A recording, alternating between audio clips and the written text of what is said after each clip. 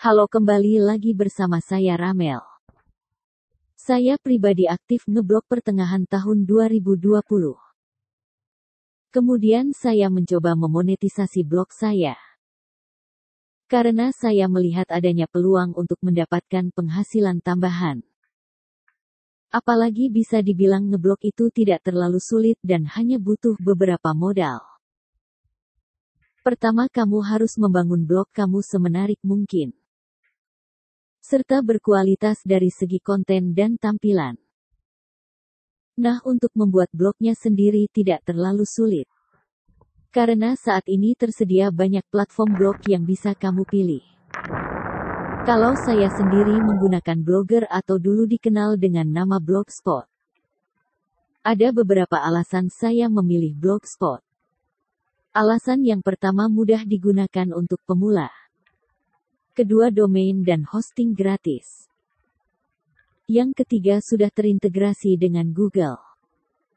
Jadi lebih mudah untuk menggunakan fitur seperti Google AdSense, Google Analytics, dan lain-lainnya. Karena itu saya juga menyarankan teman-teman untuk memulai ngeblog dengan menggunakan Blogger. Yang kedua, kamu harus bisa mendatangkan pembaca.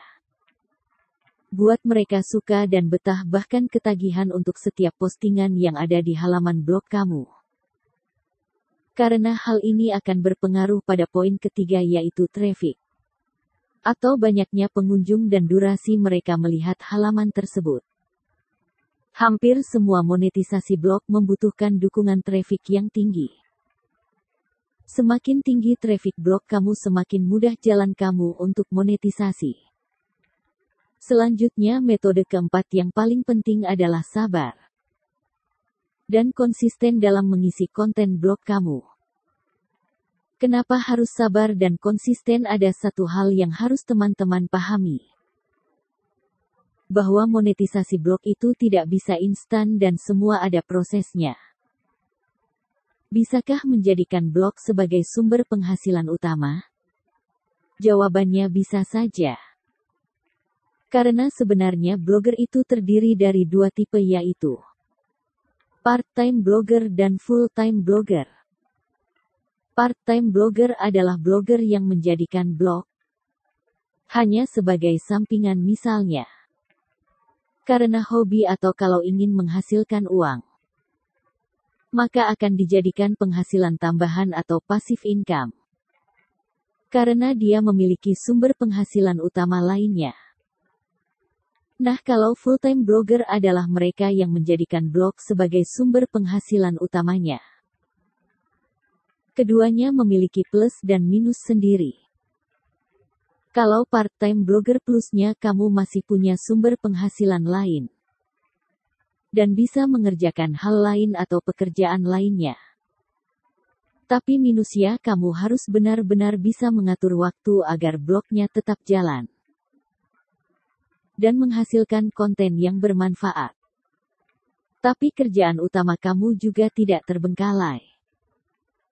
Sementara itu full-time blogger, plusnya, pasti kamu jadi lebih fokus mengelola konten di blog kamu.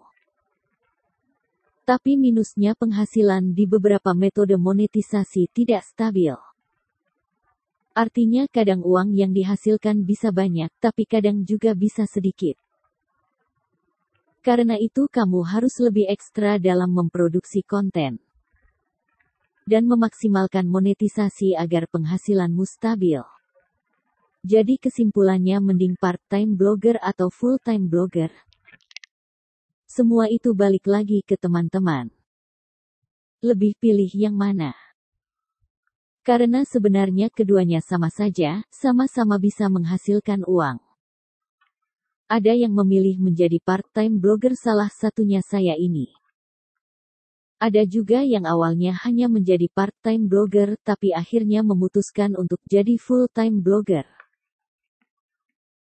Di artikel selanjutnya saya akan membahas bagaimana cara menentukan topik atau kalau dalam istilah blogging disebut dengan niche. Menemukan topik blog yang tepat bisa memudahkan kamu untuk menghasilkan uang. Simak penjelasan lengkapnya di artikel selanjutnya. Sampai jumpa.